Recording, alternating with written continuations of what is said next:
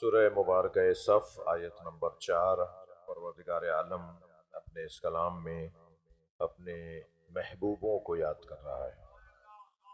ان اللہ یحب الذین یقاتلون فی سبیلہ، اللہ ان سے محبت کرتا ہے کہ جو اللہ کی راہ میں جہاد کرتے ہیں، صفاً، اس حالت میں کہ ایک صف بن کے کھڑے ہو جاتے ہیں، کانہم بنیان مرصوص، اور صف بھی وہ والی صف جس میں سیسا پلایا ہوا ہو۔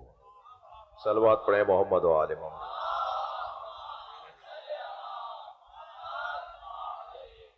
جی، جو اتنی مضبوط ہو کہ دشمن جتنی چاہے طاقت لگائے مگر وہ صف یعنی وہ دیوار ٹوٹنے نہ پائے۔ وہ جو مضبوطی ہے، وہ جو استقامت ہے، وہ جو میدان میں ڈٹنا اور جمنا ہے، وہ اتنا روشن ہونا چاہیے کہ اسے اللہ بنیان مرصوص کہہ کر یاد کرے۔ آج کی مجلس میں جو میں نے ارادہ کیا ہے وہ یہ کہ پہلے تو یہ جان لیا جائے کہ میدان سے بھاگنے کے اسباب کیا ہیں۔ صلوات پڑھے ذرا محمد و آل محمد۔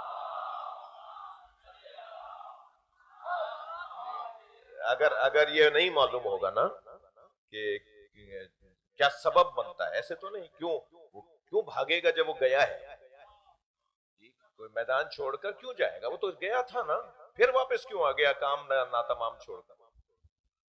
نامکمل کام چھوڑ کر اگر کوئی مجاہد واپس آ جائے تو اس کا مطلب یہ نہیں ہے کہ اس کی نیت نہیں تھی، نیت تو تھی مگر کچھ ایسا اس کے اندر تھا جس کی وجہ سے وہ میدان چھوڑ کر آ گیا۔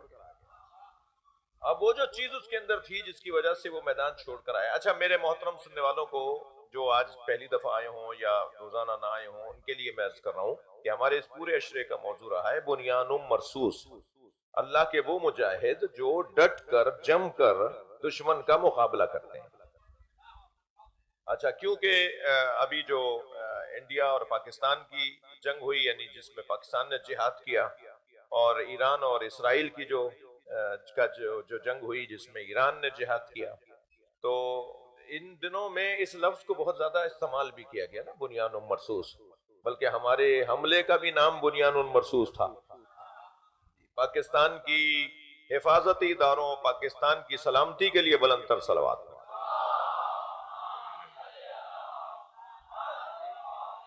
تو یہ جو بنیان مرصوص کا عنوان ہے نا، یہ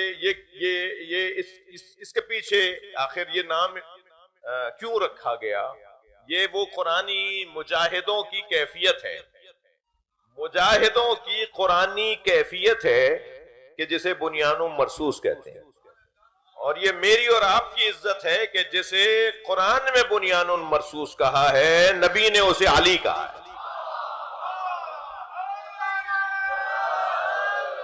جی، اس لیے کہ حضرت ابن عباس فرماتے ہیں، حضرت ابن عباس حبر الامہ، امت کی پیشانی پر جھومر اور ٹیکا، حضرت ابن عباس رضی اللہ تعالیٰ عنہ کو ٹاپ 10 صحابیوں میں، بڑے 10 صحابیوں میں ایک، نبی مکرم نے جنہیں خاص احترام کی نگاہ سے، خاص اہمیت کی نگاہ سے دیکھا، اور مولا علی کے خاص شاگرد۔ جی، ابن عباس تقریباً قرآن کی کوئی ایسی آیت نہیں ہوتی تھی کہ جس کی تفسیر نہ جانتے، ہر آیت کی تفسیر وہ بھرپور انداز سے بتاتے تھے، اور جب مشکل ترین آیات کی تفسیر وہ بتا دیتے تھے، اور کبھی ایسا بھی ہوا کہ کسی نے کہا کہ آپ کا علم علی کے علم کے برابر ہے، تو ایک دفعہ تو آپ نے جواب دیا کہ ایک سمندر کو تصور کرو اور ایک قطرے کو تصور کرو، اور سمندر کے ساتھ قطرے کو تصور کر کے تصور کرو کہ قطرہ میں ہوں، سمندر علی، دونوں کے علم میں میرے اور علی کے علم میں اتنا فرق ہے۔ ایک دن حضرت ابن عباس سے فرمایا، ایک صلوات اور پڑھے نبی کی ذات۔ ایک دن حضرت ابن عباس سے فرمایا، کس نے؟ مولا علی نے فرمایا کہ کاغذ قلم لے کے بیٹھو، میں تمہیں تفسیر لکھواؤں۔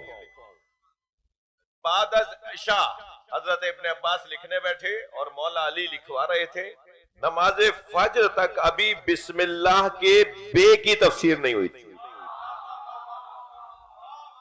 ساری رات میرے مولا تفسیر قرآن لکھواتے رہے اور ابھی صرف بسم اللہ کی تفسیر مکمل نہیں ہوئی. تو ابھی بسم اللہ کی تفسیر اور بسم اللہ قرآن مجید کا وہ آیت ہے کہ جس کی بڑی گہری نسبت ہے مولا علی کے ساتھ. کسی اور موقع پہ بات کریں گے، اس وقت میرا مضمون بسم اللہ کی تفسیر نہیں ہے. لیکن میں اتنا عرض کروں گا کہ حتیٰ بعض علی معاندوں نے بسم اللہ نماز میں پڑھنا چھوڑ دی علی کی وجہ سے.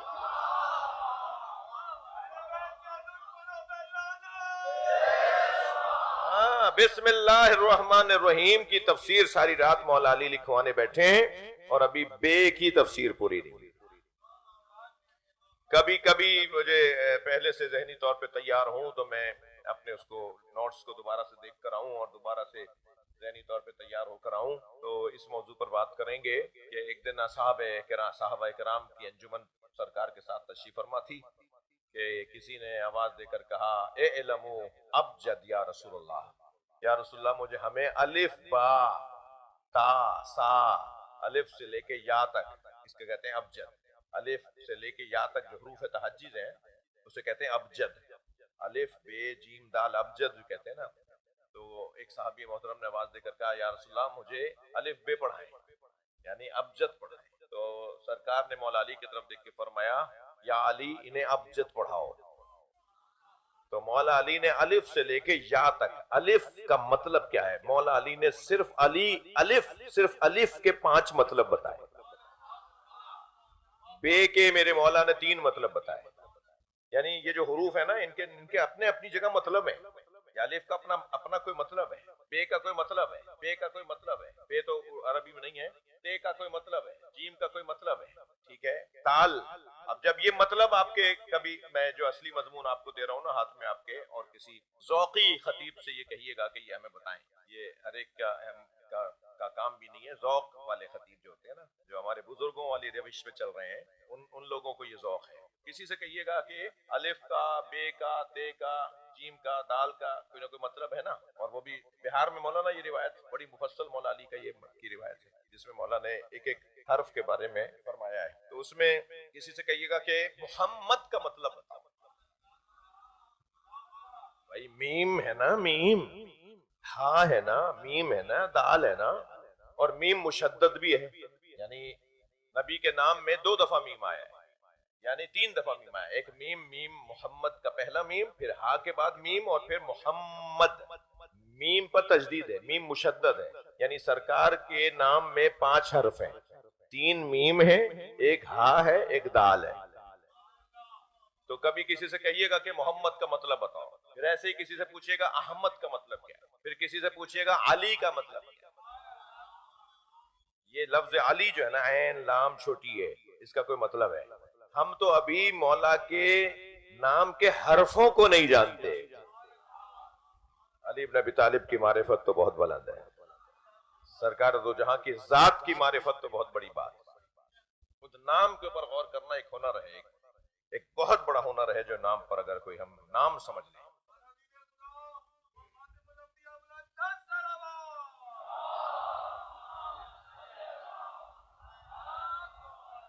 ایک اور بلند صلوات.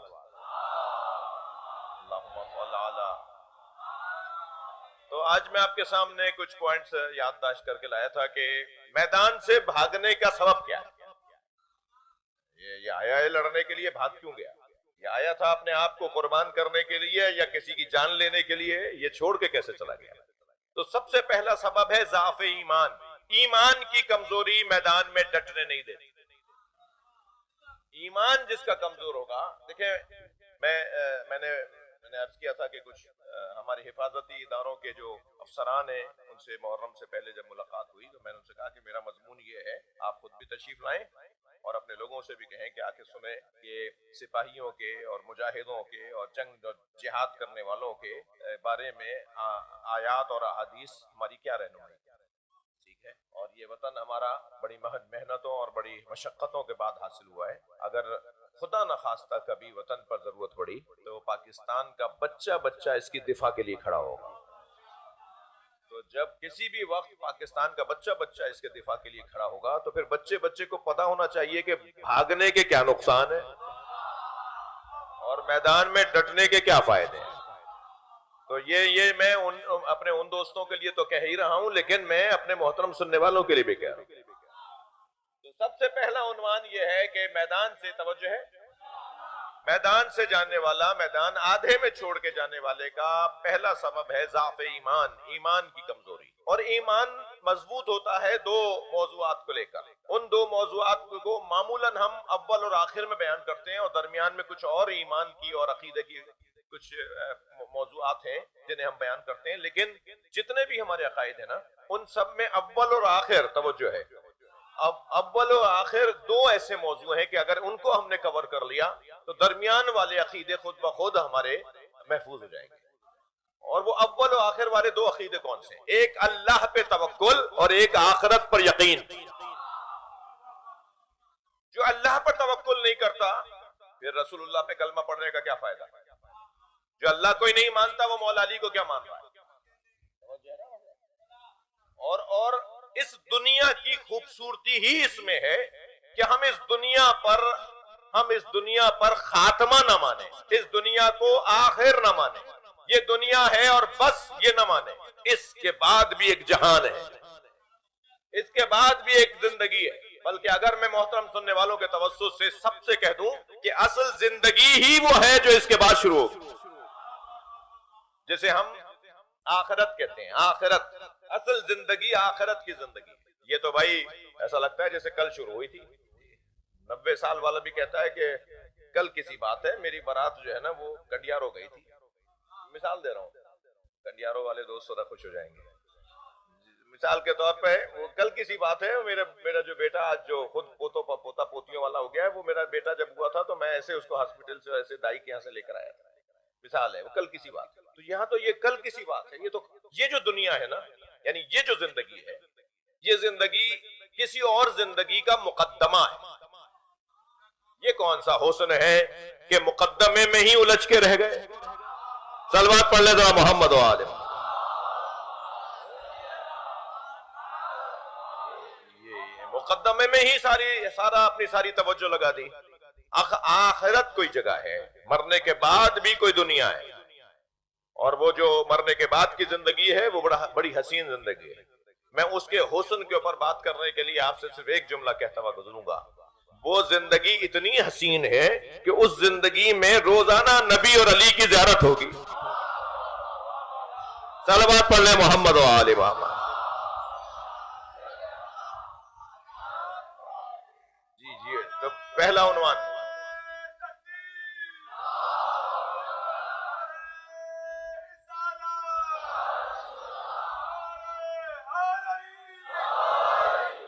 توجہ کر لیا آپ. تو پہلا ضعف ایمان ہے جو میدان چھوڑ کے بندے چلے جاتے ہیں. دوسرا ہے حب دنیا، مال. ارے بھائی جو اتنا بنا لیا اگر شہید ہو گئے تو اس کا کیا ہوگا؟ اس چکر میں یہ واپس آ جاتے ہیں کہ اسے سنبھال لو. معاف کیجیے گا، بہت ہی سادہ سی زبان میں کہہ دیا میں نے. یہ میدان چھوڑ کے اس لیے آ جاتا ہے کہ وہ جو میں نے اتنا بڑا گھر بنایا ہوا ہے، وہ جو میں نے اتنی مہنگی گاڑی خریدی تھی ابھی ایک ہفتے پہلے، یہ جنگ شروع ہو گئی. وہ ایک ہفتے پہلے میں نے اتنی مہنگی گاڑی خریدی، یہ جنگ شروع ہو گئی. تو وہ کون چلائے گا؟ تو اب شیطان اکساتا ہے کہ یہاں سے نکلو. تو وہ شیطان گاڑی کی طرف، حب دنیا کی طرف لے آتا ہے انسان، اور پھر یہ میدان چھوڑ کر آ جاتا ہے. جی اسے کوئی بتائے کہ یہاں رکنے سے ایک اور بڑی سواری ملنے والی ہے. یہاں رک جاؤ گے، میدان میں ڈٹ جاؤ گے تو تمہیں ایک اور بڑی سواری ملے گی. جو یہ سواری تم چھوڑ کر آئے ہو اس سے زیادہ مضبوط سواری ہے. مگر یہ اس کے اوپر یقین ہونا. حب دنیا، مال. میرے عزیزوں، میرے بچوں، میں آپ سے بات کر رہا ہوں، اپنے بزرگوں سے مجھے دعا چاہیے. اس دنیا سے، اس گاڑی سے، اس بنگلے سے، اس سواری سے، اس زمین سے دل نہیں لگاؤ. اسے استعمال کا ذریعہ قرار دو. اسے اپنے اوپر حاوی نہیں کرو. اس کے غلام بن کے نہیں رہو. اس کے پابند بن کے نہیں رہو، یہ تمہارے پیروں کی زنجیر نہ بن جائے، یہ تمہیں ذمہ داریوں سے فرار نہ کروائے، یہ تمہیں تہذیب سے ہاتھ نہ اٹھوا دے۔ یہ جو حب دنیا ہے نا، یہ دنیا کی محبت، یہ رأس کل خطیئہ، حدیث سنائیے میں نے آپ کو، معصوم فرماتے ہیں یہ دنیا کی محبت ہر برائی کی اساس، بنیاد اور ہر برائی کا چہرہ ہے۔ رأس کل خطیئہ، پیسہ ہے، زمینیں ہیں، گاڑی بنگلے ہیں، اللہ نے دیا ہے، اور بھی ہوں گے انشاءاللہ، مگر یہ ہمارے پیروں کی زنجیر نہیں ہے، یہ ہمارے پیروں کی زنجیر نہیں ہے۔ توجہ چاہوں گا، یہ اسے اپنے پیروں کی زنجیر نہیں بنانا، آئیے شاہ صاحب، اسے اپنے پیروں کی زنجیر نہیں بنانا، کہیں ایسا نہ ہو کہ اس کی وجہ سے ہم اپنی ذمہ داریوں سے فرار کریں۔ ایک بہت بڑا نام ہے سید علی قاضی طباطبائی رحمت اللہ علیہ، آیت اللہ بہجت کے بھی استاد، آیت اللہ محمد حسین طباطبائی کے بھی استاد عرفان، یہ فقہ میں استاد نہیں تھے ان کے، وہ عرفانیات میں، معنویات میں، روحانیات میں، ولایت میں ان کے استاد۔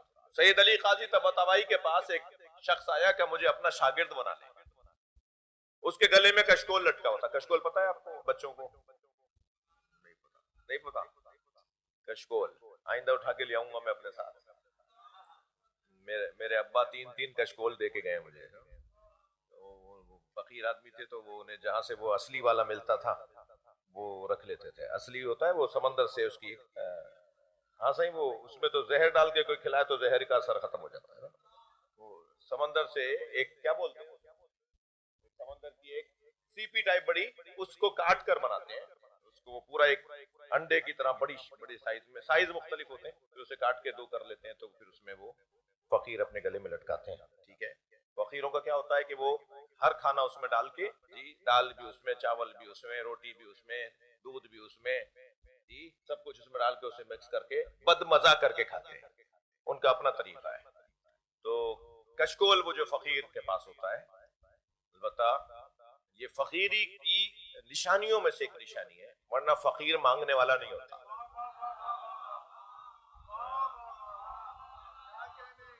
کشکول اس کی ایک نشانی ہے، اس کے فقر کی نشانی ہے، اس کے فقیر ہونے کی نشانی ہے، ورنہ فقیر اور مانگے، یہ جو روڈوں پہ چوکوں پہ مانگ رہے ہوتے ہیں یہ فقیر نہیں ہے، ذلیل ہے۔ فقیر نہیں مانگتا، فقیر تو اپنے مولا پہ توکل بانٹتا ہے۔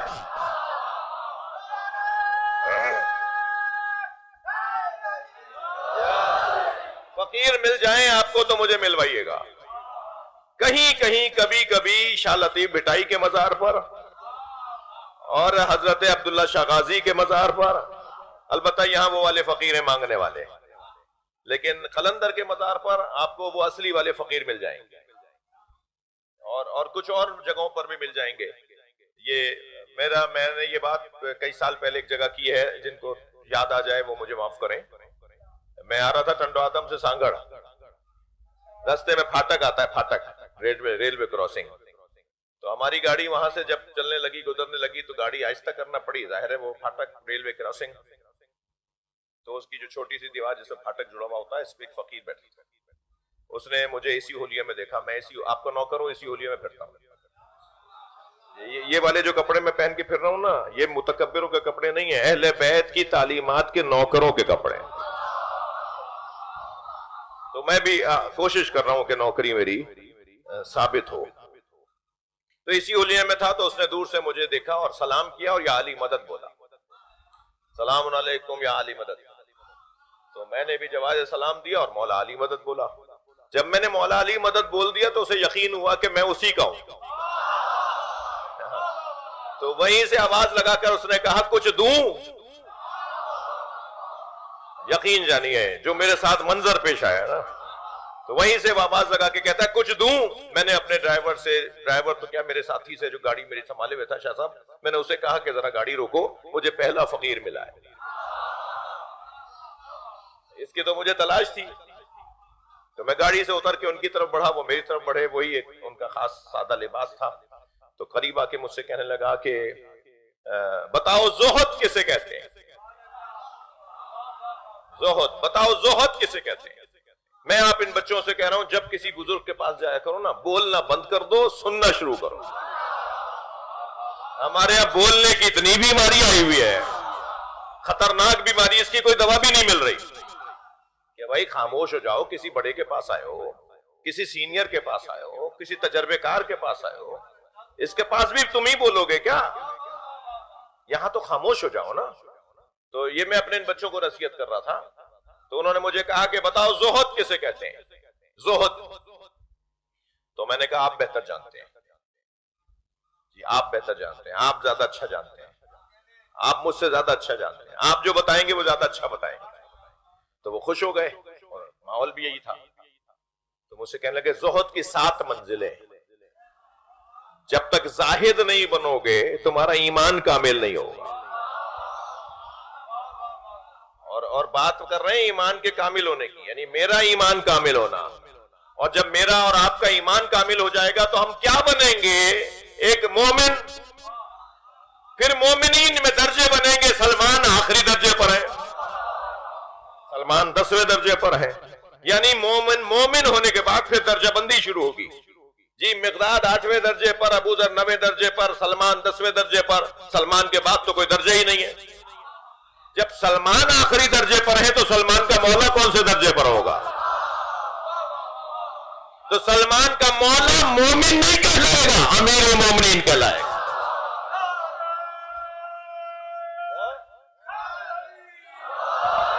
تو ابھی کتنی منزلیں باقی ہیں، مگر کوئی چاہ ہی نہیں رہا منزل کو گزارنا.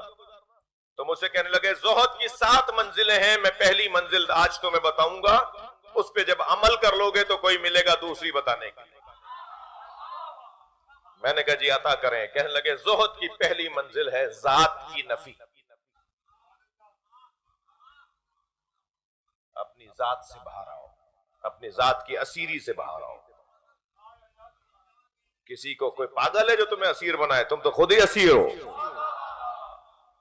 جو انسان خود اپنی ذات کا اسیر ہو، جو انسان خود اپنی ذات میں ہی الجھا ہوا ہو، میں بول بول کے تھک ہی نہیں رہا، اس کی زندگی، اس کی زبان سے کبھی ہم نکلتے ہی نہیں.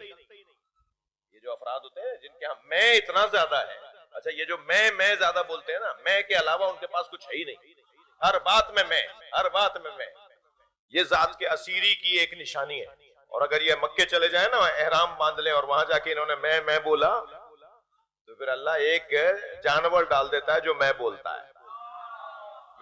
پھر اس کا کفارہ دینا پڑتا ہے. آپ دیکھ لیجئے جو حج کے مناسک میں، حج کے محرمات میں سے، یعنی احرام کے محرمات میں سے، احرام باندھنے کے بعد جو 24 چیزیں حرام ہوتی ہیں، ان میں سے ایک خود پسندی ہے. اپنے آپ کو پسند کرنا. میں نے کیا یہ، میں نے کیا. ارے بھائی ختم کرو، میں سے باہر آ جاؤ. تم نے کیا کیا؟ تم کون ہو؟ اپنے آپ سے کہو کہ میں کچھ بھی نہیں ہوں.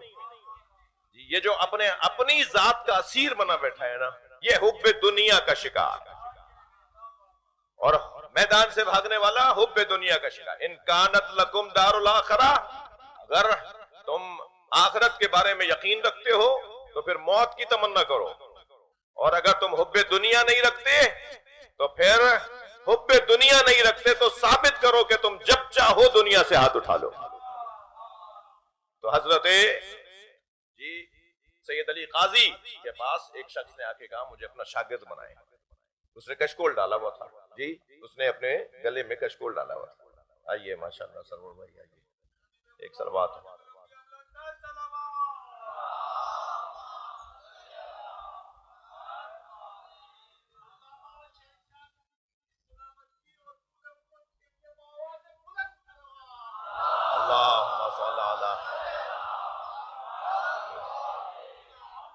بھائی اب تو ستارے بھی میرے ساتھ ہو جائیں گے.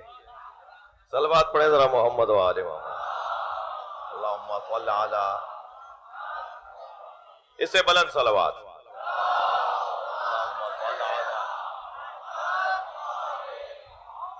تو انہوں نے کشکول ڈالے ہوئے حضرت کے پاس آئے، یعنی سید علی قاضی طباطبائی کے پاس، کہ استاد مجھے اپنا شاگرد بنا لے. سید علی قاضی طباطبائی مرحوم مغفور رحمت اللہ علیہ، انہوں نے کہا کہ باتیں کریں گے، دیکھتے ہیں کہ کیا کرنا ہے، جو تم کہہ رہے ہو اس پہ غور کریں گے. میرا وقت ہونے والا ہے مولا علی کو سلام کرنے کا. میں روزانہ کوفے میں رہتے تھے، نجف اشرف کوفے کے ساتھ ہی ایک شہر ہے، تو انہوں نے کہا کہ اب تو دونوں شہر مل گئے ہیں، پہلے تو یہ شہر اب سے 100-200 سال پہلے اور فرق پتہ چلتا تھا کہ یہ شہر ختم ہو گیا، یہ شہر شروع ہو گیا، اب دونوں شہروں کو پتہ بھی نہیں چلتا کب کوفہ ختم ہوا کب نجف شروع ہو گیا۔ تو انہوں نے فرمایا کہ مجھے مولا کو سلام کرنے کا ٹائم ہو رہا ہے میرا، میں مولا کو سلام کرنے جاتا ہوں، پیدل جاؤں گا، ظاہر پیدل ہی جاتے تھے، تو پہلے مولا کو سلام کرتے ہیں، واپس آ کر بیٹھیں گے، بات کریں گے، دیکھو تم کیا کہہ رہے ہو اس پہ غور کریں گے۔ تو کہنے لگا ٹھیک ہے، دونوں اٹھ لیے۔ آدھے رستے میں اس شاگرد کو، جو شاگرد بننے آیا تھا، اسے خیال آیا کہ یہ کشکول وہیں چھوڑ آیا ہے، تو سید علی قاضی سے کہنے لگے استاد میں نے کشکول آپ کے گھر چھوڑ دیا، میں وہ لے آؤں۔ انہوں نے کہا ہم جا رہے ہیں پھر واپس آئیں گے، کشکول کہاں جا رہا ہے، کشکول وہیں رہے گا۔ کہنے لگے نہیں، اس کے بغیر میرا گزارا نہیں۔ تو انہوں نے فوراً فرمایا اسے حب دنیا کہتے ہیں، دنیا بھی جس سہولت کے بغیر میرا گزارا ہی ختم ہو جائے تو میں حب دنیا کا شکار، اور جب چاہوں میں اپنی سہولتوں سے ہاتھ اٹھا لوں، جب چاہوں میں اپنی سہولتوں سے ہاتھ اٹھا لوں تو سمجھے کہ میں حب دنیا کا شکار ہوں۔ یہ ایک کسوٹی ہے، یہ ایک پیمانہ ہے۔ آپ نے کل دیکھا میری حب دنیا، اے سی نہیں چل رہا تھا تو مجھ سے مجلس نہیں پڑی جا رہی تھی، تو میرا تو خود اپنا حال اچھا نہیں ہے۔ صلوات پڑھے ذرا محمد و آل۔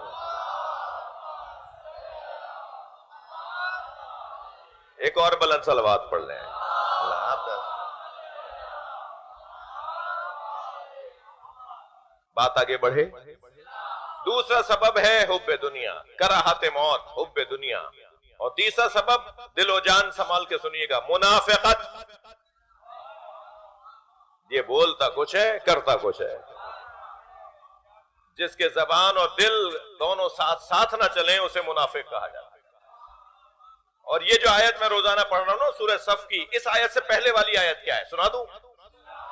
اس سے پہلی والی آیت یہ ہے کہ کبر مقتا عند اللہ ان تقولوا ما لا تفعلون، کتنی بری بات ہے کہ جو بولتے ہو وہ کرتے نہیں ہو۔ یہ تو بڑی بڑی باتیں کر رہے ہیں کہ ہم میدان میں اتر کے ایسے چیر پھاڑ کریں گے، ایسے دشمن کو گرائیں گے، ایسے دشمن کو پٹخیں گے، اور جب میدان میں پہنچے تو چھوڑ کر آ گئے۔ تو قرآن کہہ رہا ہے کبر مقتا، بہت بری بات ہے، کیا؟ ان تقولوا ما لا تفعلون، وہ بولتے ہو جو کرتے نہیں ہو۔ یہ جو بول رہا ہے اور کر کچھ اور رہا ہے اسے منافقت کہا جاتا ہے۔ یہ تیسرا سبب ہے میدان سے بھاگنے کا۔ چوتھا سبب بتا دوں، اپنے سردار، علمدار، لشکر کے سالار پر عدم اعتماد۔ یہ ساری آیات اور روایات کی روشنی میں پوائنٹس میں نے آپ کے سامنے رکھے ہیں۔ اپنے سردار پر عدم اعتماد، یہ آ تو گئے ہیں کسی کی علمداری میں مگر اس سے ان کو پیار ہی نہیں، اس پر انہیں اعتبار ہی نہیں ہے، اس سے ان کا کوئی تعلق ہی نہیں ہے، اس سے ان کا دل ہی نہیں ملتا۔ اب کبھی تو ایسا ہوتا ہے کہ وہ لائق ہوتا ہے اور ان کا دل اس سے نہیں ملتا، اور کبھی ایسا یہ ہوتا ہے، کبھی ایسا بھی ہو سکتا ہے کہ اسے بھیج دیا جائے جو اس لائق ہی نہ ہو۔ سپاہیوں میں کچھ لوگ ایسے بھی ہوں کہیں کہ ہم تو اس سے زیادہ جانتے ہیں، اسے ہمارا سالار کیوں بنا دیا، اسے ہمارے اوپر ذمہ داری کیوں دے دی، ہم تو اس سے زیادہ فنون حرب کو جانتے ہیں اور طریقوں کو جانتے ہیں، ہم زیادہ جانتے ہیں۔ امیر پر عدم اعتماد سبب بنتا ہے کہ لوگ میدان چھوڑ کر آ جاتے ہیں۔ ٹھیک ہے، پانچویں چیز شیطانی وسوسہ، میدان چھوڑ کر وہ آئے گا جسے شیطان کا تو کام ہے، شیطان کا کام ہے کہ وہ ہر طرح کے میدان سے فرار کروائے۔ شیطان کو سب سے زیادہ برائی ہی لگتا ہے وہ جو بہادر ہو، جو شیطان کو پٹخ ڈالے، جو شیطان کا مقابلہ کرے۔ شیطان وسوسہ ڈالتا ہے کہ چھوڑ کے جاؤ، کہاں آ گئے ہو، کیا کر رہے ہو، کیا ضرورت ہے، تم ہی رہ گئے ہو کیا، ابھی تو بچے چھوٹے ہیں، ابھی تو تمہیں دنیا دیکھنی تھی، تم ہی اکیلے رہ گئے ہو، اکیلے ہو جاؤ گے، سب تمہارا ساتھ۔ عزیزان گرامی، میں اپنی خاطر جینا ہنر نہیں ہے، دوسروں کی خاطر جینا کارنامہ ہے۔ یہ کہنا کہ میں نہیں ہوں گا تو کوئی بھی نہیں ہوگا، یہ غلط ہے۔ یہ کہیے کہ کوئی نہیں ہوگا تو میں کہاں ہوں گا۔ توجہ کر رہے ہیں میری باتوں پر؟ یہ کون سا ہنر ہے کہ انسان کہے کہ صاحب میں نہیں ہوں گا تو کچھ بھی نہیں ہوگا؟ نہیں، سب نہیں ہوں گے تو میں کہاں ہوں گا۔ تو جب سب مار دیے جائیں گے، سب کو قتل کر دیا جائے گا، تو پھر میں کہاں ہوں؟ شیطان وسوسے ڈالے گا کہ نہیں تم آ جاؤ، واپس آ جاؤ. وہ بچی بلبلا رہی ہوگی، بیٹی یاد کر رہی ہوگی، بیٹا یاد کر رہا ہوگا. نہیں عزیزان گرامی، یہ وسوسہ زیادہ تر وسوسہ ہے. اور چھٹی بات بتا دوں، سربراہ لشکر کے انتخاب میں غلطی. سربراہ لشکر کم سے کم اس کی کوئی ہسٹری ہونی چاہیے جہاد کرنے کی. صلوات پڑھے ذرا محمد و آل.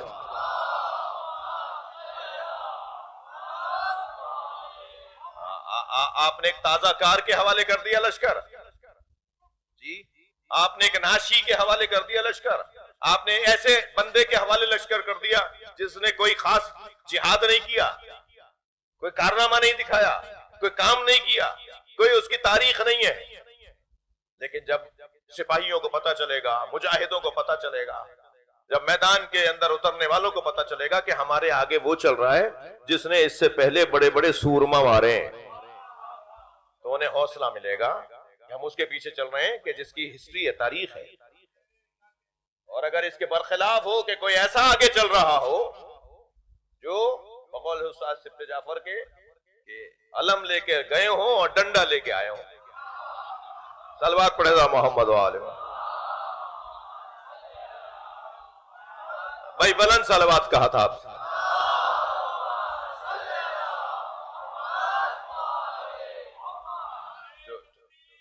اللہ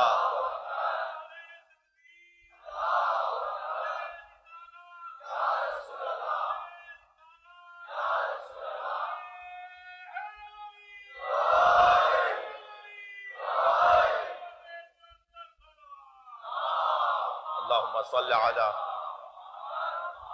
تسلی دیجئے، تھک نہیں رہنا آپ میری باتوں سے. موبقات سبع، ایک حدیث سنانے جا رہا ہوں. 7 ایسے گناہ ہیں جن کا مرنے کے بعد بہت بھیانک نتیجہ ہے. موبقات سبع، 7 ایسے عواقب، 7 ایسی چیزیں جن کا عاقبت، جن کی آخر، جن کا نتیجہ برا ہے. بتا دوں ان 7 چیزوں میں سب سے پہلی چیز توجہ، حدیث میں آیا ہے کہ اجتنبوا السبع الموبقات، 7 برے کاموں سے بچو. سب سے پہلی چیز الشرک باللہ، اللہ کے ساتھ شرک، کسی کو شریک کسی کو قرار نہ دو. اللہ کے ساتھ شریک قرار دینا یہ آخرت کو برباد کرے گا. جی، مشرکوں سے کربلا والوں کا کوئی تعلق نہیں. میں لفظوں کو بدل کے کہوں کہ کربلا تو سجی ہی شرک سے بچانے کے لیے. کربلا کا کام مشرک بچانا ہے، مشرک کو شرک سے بچانا ہے. سب سے پہلا عنوان شرک باللہ. دوسرا عنوان والسحر، جادو کو اپنے لیے ذریعہ معاش اور زندگی کا حصہ اور عادت اور طریقہ اور مشغلہ بنانا. جادو تباہ کر دے گا انسان کو دنیا میں بھی اور مرنے کے بعد بھی. وہ علوم جن کا سیکھنا حرام ہے ان میں سے ایک جادو ہے.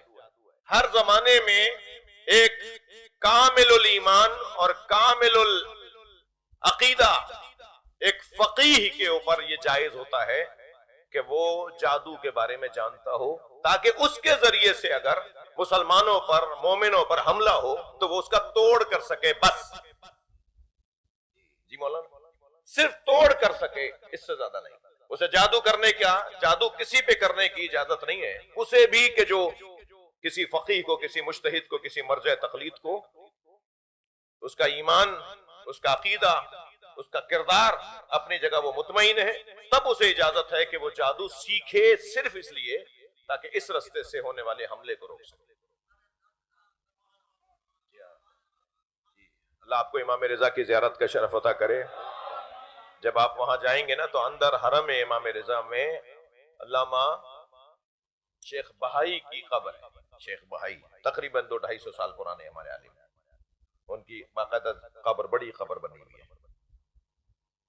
اگر یہ بازار رضا والی طرف والے دروازے سے جائیں گے نا جہاں بازار رضا والا چوک ہے، چورنگی ہے، اس طرف سے جائیں گے تو وہ تالار امام خمینی کے نام سے ایک بہت بڑا ہال نیا بنا ہے ابھی چند سال پہلے، اس سے گزر کے جب پرانے والے حرم میں جائیں گے نا، حرم کی پرانی عمارت میں، تو شروع میں ہی ان کی قبر ہے۔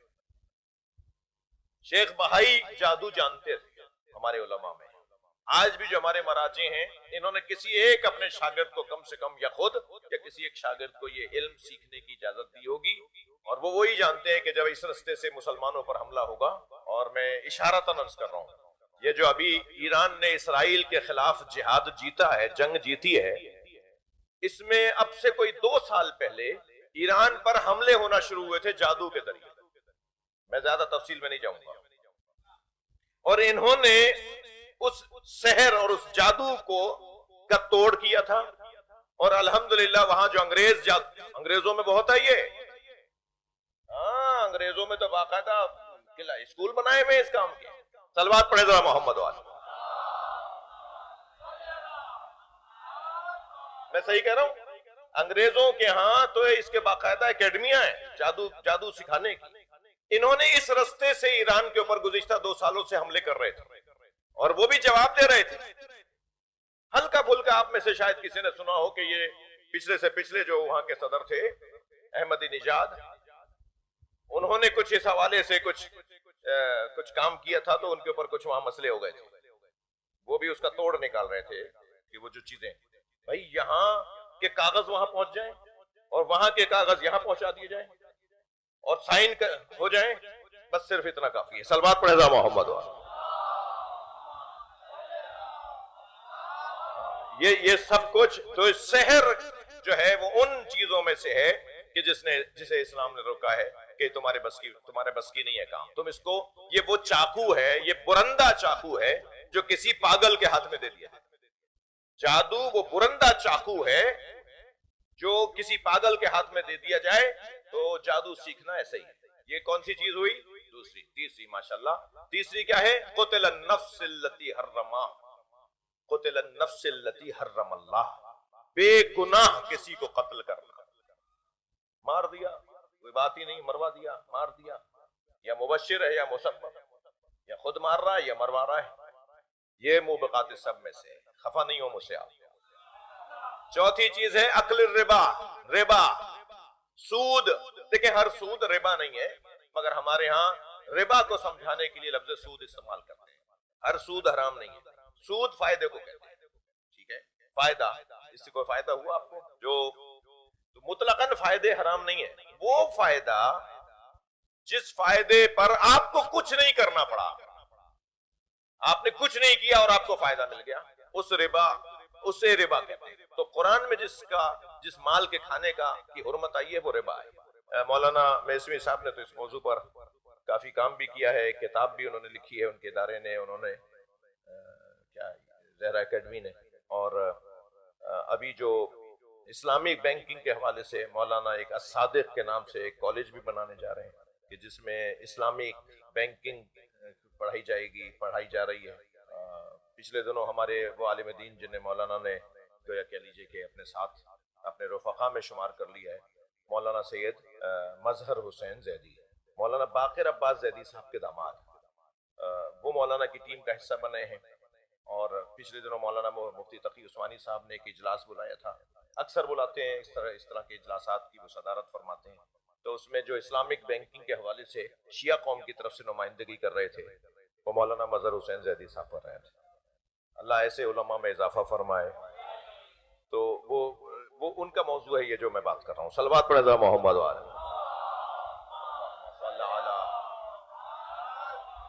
اور پانچویں چیز بتا دوں، اکل مال الیتیم، یتیم کا پیسہ کھا جانا، جو آخرت برباد کر دے گا، یتیم کا پیسہ کھا گئے، چاچا کھا گئے، ماموں کھا گئے، جی عزیز و اقارب کھا گئے، یتیم کو بے سہارا اور یتیم دیکھ کر اس کے باپ کا انتقال ہو گیا تو پیسا کھا جانا، یہ وہ بقات ساتویں چھٹی چیز، اور وہ یہ ہے کہ جس کو بلکہ چھٹی چیز ہے قذف المحصنات، شادی شدہ لوگوں پر جنسی تعلقات کی تہمت لگانا، یہ ان گناہ کبیرہ میں سے ہے جس کے بعد آخرت میں اور مرنے کے بعد سخت ترین عذاب ہوگا۔ اور ساتویں چیز جس کی خاطر میں نے آپ کو 6 چیزیں سنا دی، صلوات پڑھیں ذرا محمد جی۔ میرا ایک جوان لکھ رہا ہے، مجھے خوشی ہو رہی ہے، ایک اور صلوات پڑھیں محمد وآلہ اللہم صلی علی۔ یہ 6 چیزیں آپ نے سن لی، ساتویں چیز جس کی خاطر میں نے یہ 7 چیزیں آپ کو سنا دی، ساتویں چیز ہے میدان سے بھاگنا۔ صلوات پڑھ لیں ذرا محمد وآلہ۔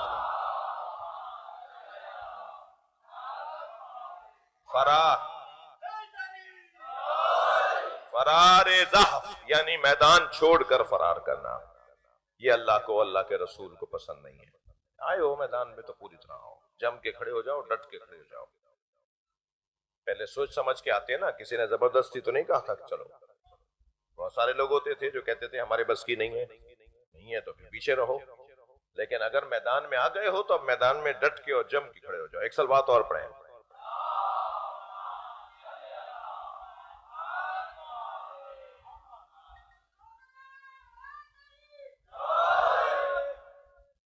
جی یہ جو ایک وظیفے کے بارے میں سوال کر رہے ہیں تو اس کی خاص کوئی نیاز نہیں ہے۔ وظیفہ جب آپ کا مکمل ہو جائے تو اللہ کا شکر ادا کریں کہ اللہ نے آپ کو 40 دن تک یہ عمل انجام دینے کی توفیق عطا فرمائی ہے۔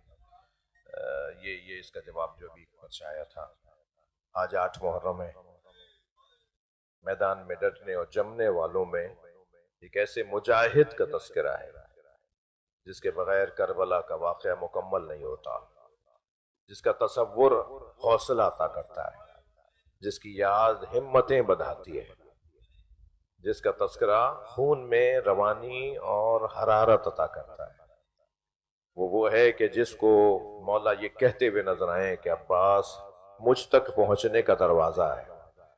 مولا عباس کے القاب میں ایک لقب ہے باب الحسین، امام حسین کا دروازہ۔ اللہ آپ کو کربلا لے جائے۔ جب آپ کربلا جائیں نا تو 2 بڑے روزے نظر آتے ہیں نا، ایک مولا حسین کا روزہ اور ایک باب الحوائج قمر بنی ہاشم، حامی محامی سائی، واقد واقی۔ مولا عباس کے القاب میں ایک لقب بھی، مولا کے القاب میں ایک لقب ہے صاحب القربہ، مشک والا۔ مولا کے القاب میں ایک لقب ہے قمر بنی ہاشم، بنی ہاشم کا چاند۔ مولا کے القاب میں ایک لقب ہے باب الحوائج، حاجتوں کو پورا کرنے والا۔ جی مولا کے القاب میں ایک لقب ہے صاحب اللواء، علمدار کربلا۔ یوں تو عزیزو اہل بیت کے گھرانے میں 2 بڑی سماجی ذمہ داریاں تھیں، ایک سقایت پانی پلانے کی ذمہ داری، حیات بانٹنے کی ذمہ داری، لوگوں کو سالم زندگی فراہم کرنے کی ذمہ داری۔ صحیح پانی، شفاف پانی، میٹھا پانی، صحیح پانی، اچھا پانی، اس کو فراہم کرنا یہ گویا زندگی بانٹنے کے مترادف ہے۔ حضرت عبد مناف نے، سرکار دو جہاں کے دادا کے پردادا، انہوں نے پانی کی ذمہ داری لی تھی سب سے پہلے مکے میں، اور پھر وہ ذمہ داری اس خاندان میں چلتی رہی، اور اس خاندان میں ایک بزرگ کے پاس سقایت ہوتی تھی یعنی پانی پلانے کی ذمہ داری، اور ایک بزرگ کے پاس علمداری ہوتی تھی۔ جب کبھی کوئی لشکر تیار ہوگا تو اسی خاندان کا علمدار بنایا جائے گا، اسی خاندان کا سالار لشکر بنایا جائے گا۔ کمال ہے حضرت عباس کا، وہ جو 2 مختلف بزرگوں میں ذمہ داری چلی آ رہی تھی نا، وہ دونوں ذمہ داریاں جہاں جمع ہو گئیں وہ حضرت عباس، پانی پلانے کی ذمہ داری بھی اور علمداری کی ذمہ داری بھی۔ سلام ہو اس مجاہد پر جسے دیکھ کر امام حسین کے چہرے پہ رونق آ جاتی تھی، اور وفادار بھی اتنے تھے امام حسین کے کہ ماں نے بچپن میں سمجھایا تھا انہیں بھائی مت کہنا، یہ تمہارے مولا ہیں، یہ تمہارے آقا ہیں، انہیں ہمیشہ آقا کہہ کے یاد کرنا۔ تو جب بھی پکارتے تھے مولا کو آواز دیتے تھے، مولا سے بات کرتے تھے تو آقا کہہ کے، مولا کہہ کے، اور فرمایا تھا زینب بی بی کو بہن مت کہنا، وہ تمہاری آقا زادی ہیں، وہ تمہاری بی بی ہیں، مقدرہ ہیں، مخدومہ ہیں، تم انہیں اپنی بہن مت کہنا، اور ہمیشہ کہنا آقا زادی، میرے مولا کی بیٹی۔ ہمیشہ حضرت عباس اسی انداز سے زندگی گزارتے رہے. امام حسین سے وفاداری کا انداز کچھ یوں ہے کہ کربلا کے میدان میں اور اس سے پہلے یعنی مدینہ سے روانہ ہوئے تو ساری ذمہ داری لشکر کی سارے قافلے کی ذمہ داری حضرت عباس کے پاس ہے. کھانے کی ذمہ داری یہ حاضری حضرت عباس کے نام کی کیوں ہوتی ہے؟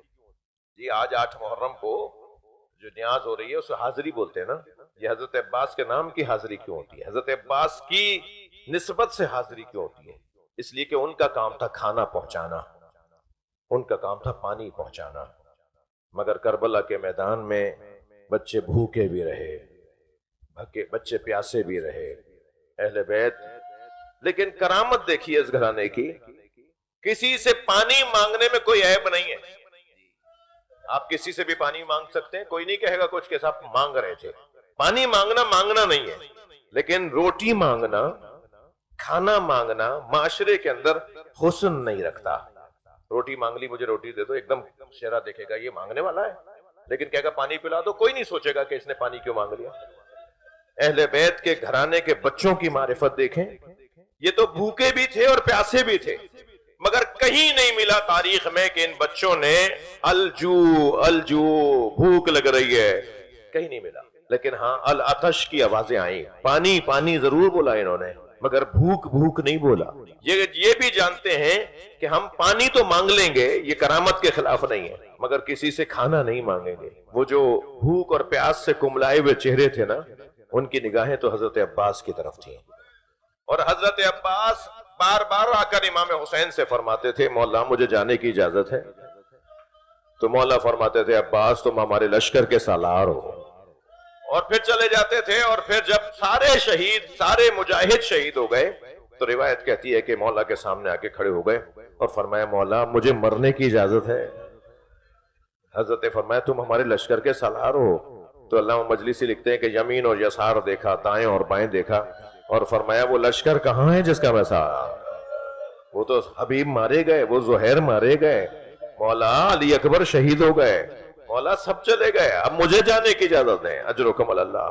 جب مولا حسین سے مولا عباس بات کر رہے تھے تو اسی اثنا میں خیمے سے پردہ ہٹا اور 4 سالہ سینے پہ سونے والی سکینہ خالی مشکیزہ لے کے خیمے سے باہر آئیں اور امام حسین کا دامن پکڑ کے کہا بابا اگر کچھ دیر اور پانی نہ آیا تو میرے بھائی علی اصغر مر جائے گا.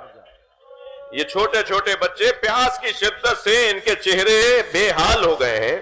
بابا کوئی پانی کا انتظام کریں. میرے مولا حسین نے وہ مشکیزہ بچی سے لیا، مولا عباس کے حوالے کیا، عباس جاؤ ان بچوں کے لیے پانی لے آؤ. اور جب حضرت عباس پانی لینے جا رہے تھے نا تو تلوار بھی لے لی ان سے. عباس یہاں لڑنے کا موقع نہیں ہے، تم اپنے دفاع کے لیے نیزہ رکھ لو، ایک نیزہ اپنے پاس رکھو اپنے دفاع کا، جاؤ جا کے پانی لے آؤ. حضرت عباس گھوڑا دوڑاتے ہوئے جا رہے ہیں اور رجس پڑھتے ہوئے جا رہے ہیں تم میں سے کسی کی ہمت ہے تو میرا رستہ روکو. حضرت پہنچے ہیں نہر کے کنارے، گھوڑے کو گھٹنوں تک پانی میں اتارا، چلو بھر کے پانی کا اٹھایا اور سارے لشکر کو بتایا میں پانی پی سکتا ہوں، مگر واپس نہر پر اس لیے پھینک دیا کہ حسین پیاسے ہیں، سکینہ پیاسی ہیں، بچے پیاسے ہیں. میرے مولا عباس نے پانی کو منہ نہیں لگایا اور پھر مشکیزہ بھرا. اجرکم اللہ. 8 محرم کی مجلس ہے، جو جہاں بیٹھا ہے پرسہ دے رہا ہے. پھر مشکیزہ بھرا اور مشکیزہ بھر کے چلے ہیں نہر سے خیموں کی طرف. تیز رفتار مولا کا گھوڑا دوڑتا ہوا جا رہا ہے تو وہاں پسر سعد نے آواز لگا کے کہا کہ یہ پیاسے ہیں تو سنبھالے نہیں جا رہے.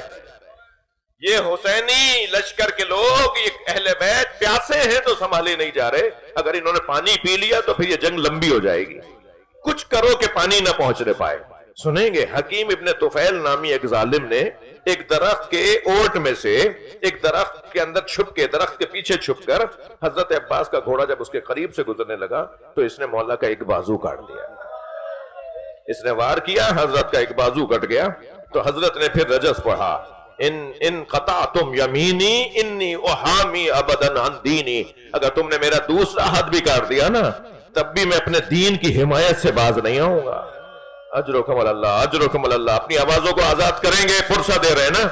میرے مولا لے کے چل رہے ہیں مشکیزے کو. ایک مرتبہ کچھ ظالموں نے مل کر حملہ کیا اور حضرت کا دوسرا بازو بھی کاٹ دیا. اب میں رونے والوں سے پوچھوں جس کے دونوں بازو نہ ہو تو وہ مشق کیسے تھامے گا؟ حضرت نے مشکیزے کو اپنے دانتوں کے اندر دبایا، مشکیزے کے تسمے کو اجرکم اللہ اپنے دانتوں میں دبا کر، اور اپنے آپ سے کہہ رہے تھے جلدی چل، کہیں ایسا نہ ہو یہ پانی بہہ جائے، بچے پیاسے ہیں، سکینہ انتظار کر رہی ہے۔ گھوڑا تیز دوڑتا ہوا جا رہا ہے کہ ایک شخص نے جس کا نام ہرملہ لکھا ہے، اس نے حضرت مختار کے دربار میں کہا تھا، جب حضرت مختار نے اسے گرفتار کروایا اور گرفتار کر کے لا کے کھڑا کیا تو حضرت مختار نے پوچھا تو نے کربلا میں کیا کیا تھا کہ حسین کی زوجہ تیرے مرنے کی تمنا کرتی ہے؟ تو کہنے لگا ان کا حق ہے کہ وہ میرے بارے میں ایسا سوچیں، اس لیے کہ میں نے کربلا میں 3 ایسے تیر مارے کہ اہل بیت مجھے ہمیشہ یاد رکھیں گے کہ میں نے ان کے ساتھ کیا ظلم کیا ہے۔ حضرت مختار نے فرمایا بتا تو نے کیا ظلم کیا ہے؟ کہنے لگا ایک تیر تو میں نے علی اصغر کے گلے پہ مارا۔ اجرکم اللہ، اجرکم اللہ۔ اہل بیت ہمیشہ مجھے یاد رکھیں گے کہ میں نے ان کے ساتھ کیسا ظلم کیا ہے، کہ ایک تیر تو میں نے علی اصغر کے گلے پہ مارا، دوسرا تیر میں نے، ایک اور تیر میں نے حسین کے سینے پہ مارا، جس کے بعد حسین سے گھوڑے پہ بیٹھا نہیں گیا اور حسین کربلا کی زمین پہ گرے اور پھر ان کو شہید کر دیا، اور میں نے ایک تیر عباس کے مشک میں مارا۔ سنیں گے عزادارو، جب مشک میں آ کے تیر لگا نا تو پانی تو بہ ہی رہا تھا، عباس کی آس بھی بہنے لگی، اور پھر اب گھوڑے سے فرمایا میں اس قابل کہاں رہا کہ خیمے جاؤں، اے راہوار مجھے خیموں تک نہ پہنچا، گھوڑا کچھ مڑا تھا کہ آنکھ میں تیر آ کے لگا۔ اب میں رونے والوں سے پوچھوں کہ اگر کسی کی آنکھ میں بال آ جائے تو کتنی بے چینی ہوتی ہے۔ حضرت عباس کی آنکھ میں تیر لگا ہے، عباس کے بازو نہیں ہے کہ اپنی آنکھ کا تیر نکال سکے، حضرت جھکے تاکہ گھٹنوں کے درمیان تیر کا پھل لے کے تیر نکالے، کہ ایک مرتبہ سر پہ گرز آ کے لگا، اور جب سر پہ گرز آ کے لگا تو زمین کربلا پہ گرتے ہوئے آواز دی مولا میرا سلام آخر، اجرکم اللہ، اجرکم اللہ۔ 2 منزلیں اور لے رہا ہوں۔ ادھر جیسے ہی امام حسین نے سنا کہ عباس نے مجھے سلام آخر کہا ہے تو امام نے اپنی کمر پکڑ لی اور ایک مرثیہ پڑھا، الان انکسر ظہری وقلت حیلتی۔ عباس، اب حسین کی کمر ٹوٹ گئی، عباس تمہارے جانے سے میرے حوصلے ختم ہو گئے۔ عجیب منظر ہے جو کربلا میں حضرت عباس کی شہادت میں بنا ہے۔ امام گھوڑے پر بیٹھے ہیں، اس جانب روانہ ہوئے جہاں حضرت عباس گھوڑے سے گرے تھے۔ سنیں گے عزادارو، آدھے رستے سے واپس آ گئے، خیموں کے درمیان گھوڑے پر ایک مرتبہ حضرت نے ایک حلقہ لگایا اور اس کے بعد پھر گئے، آدھے رستے سے پھر آ گئے، تیسری مرتبہ بھی واپس آئے۔ معلوم ہے یہ کیا ہو رہا ہے، کیوں امام حسین آدھے رستے سے واپس آ جاتے ہیں، اور جاتے کیوں ہیں اور آتے کیوں ہیں؟ عزادارو سنیں گے، جب مولا آدھے رستے پہنچتے تھے نا تو خیال آتا تھا اب زینب پر حملہ ہو جائے گا، اس کے پردے کا محافظ مارا گیا، بیویوں کو بصیر بنا لیں گے۔ واپس آتے تھے تو خیال آتا تھا عباس بلا رہا ہے۔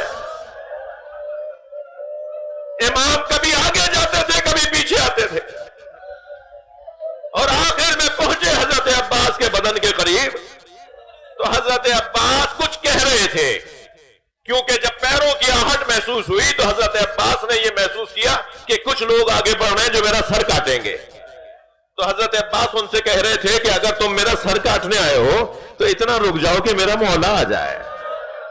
اجرکم اللہ، اجرکم اللہ۔ آگے بڑھ کر مولا حسین نے حضرت عباس کے سر کو اپنے زانو پر لیا، حضرت عباس نے سر ہٹایا تو پھر پوچھا کہ سر کیوں ہٹایا، تو فرمایا یہ شہزادوں کی جگہ ہے۔ حضرت نے کچھ دیر گفتگو فرمائی، عباس کوئی وصیت ہو تو کرو۔ فرمایا مولا جب دنیا میں آیا تھا تو پہلا آپ کا دیدار کیا تھا، اور اب دنیا سے جا رہا ہوں تو آخری دیدار میں آپ کا کرنا چاہتا ہوں۔ امام نے فرمایا عباس کیا چیز مانے ہے؟ کہ مولا ایک آنکھ میں تیر لگا ہے، دوسری میں خون آ گیا ہے۔ مولا میرے بازو ہوتے تو آپ کو زحمت نہ دیتا، مولا میری آنکھ کا خون صاف کر دے تاکہ میں آپ کا آخری دیدار کر لوں۔ امام نے اپنے ابا کے دامن سے حضرت کی آنکھ کا خون صاف کیا، حضرت عباس نے دیدار کیا، اجرکم اللہ، اور پھر فرمایا مولا میری وصیت یہ ہے میرا لاشا خیمے نہ لے جائے. کسی شہید کا لاشا ایسا نہیں جو امام نہ لائے ہو. یہ واحد شہید ہے جنہیں عباس غازی کہتے ہیں, یہ میدان سے واپس نہیں آئے.